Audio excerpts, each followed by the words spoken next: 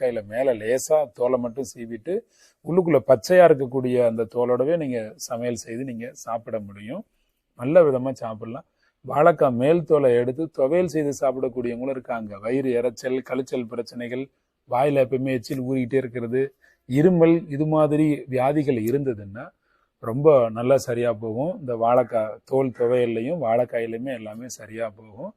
வாழைக்காயை நல்லா சாப்பிடுங்க, சிறப்பாக சாப்பிடுங்க, சந்தோஷமாக நல்லா மெதுவாக மென்று சாப்பிடுங்க.